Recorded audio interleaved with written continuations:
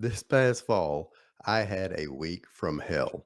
And by hell, I mean like in a first world problem sort of way. Nothing tragic happened, but at work, for those of you that don't know, I have a full time job and a small business. My laptop decided midweek to take a cat nap and not wake back up, and I had 1,000 things to do. Also, our retirement savings was being changed over to a new custodian, and we had option A and option B. Well, I selected option B. It got moved to option A. That meant I got to spend 4 hours on the phone with option A, getting it back moved to option B.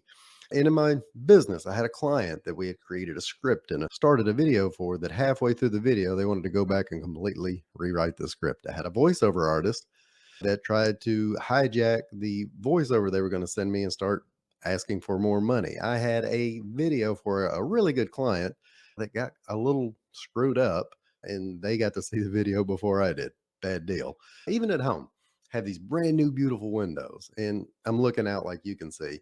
And one of them, it's triple pane. One of them managed to get mold in the middle. How I don't know. And then there was a leak in the pool, which is expensive. And then gosh, even in with my kids, I had one of them has, it's got a teacher. I'm not blaming teachers. They have awesome teachers. One of them's got this one teacher that loses my children's assignments. Like they'll turn it in and she'll give them a zero because she just misplaced it. And we have to deal with that.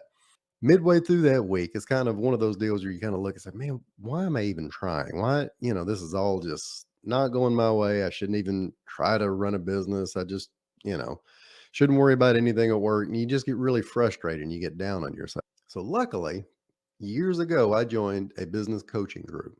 I think it was all the way back 2015. And two of the things we do every Monday is you write down your intentions for the week. And then Friday, you write down your wins.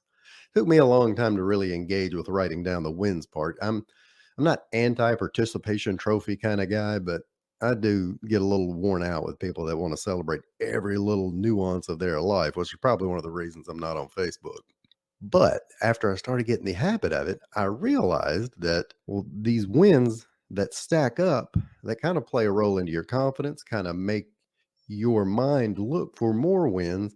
And then when you have a bad week like this, you can really kind of take a step back and take control. So, what do you need to do for your business and just being a busy professional in terms of stacking your wins? First, if you have a bad week like I do, stop what you're doing, write it all down, and you can realize most of it's first world problems. And even a Napoleon Hill trick to that is write down the worst case scenario that could happen with those, and you'll realize there's really not a worst case scenario.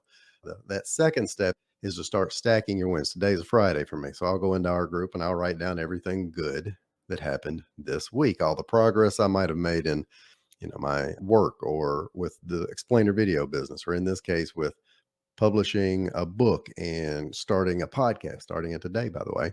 And then even for that bad week I had, I went back and stacked up all my wins and got to see what they look like. Well, I didn't give myself credit.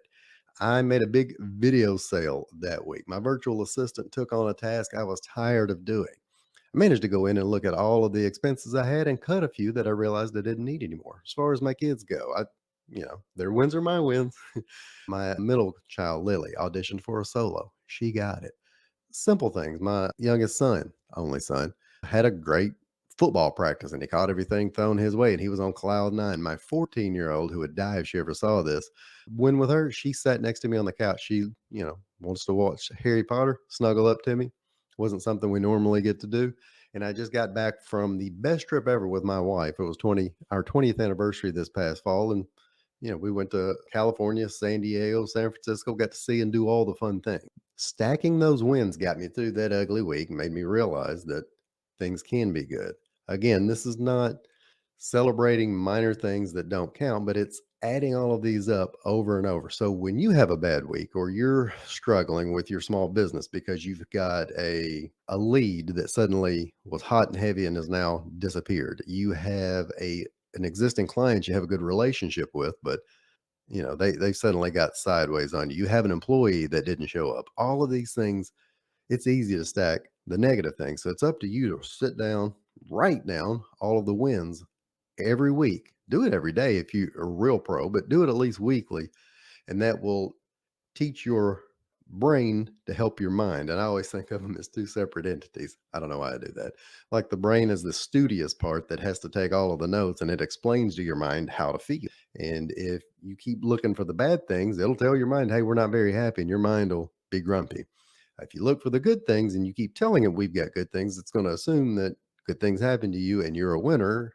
And your brain will explain to your mind that, hey, we win things, we're good at things.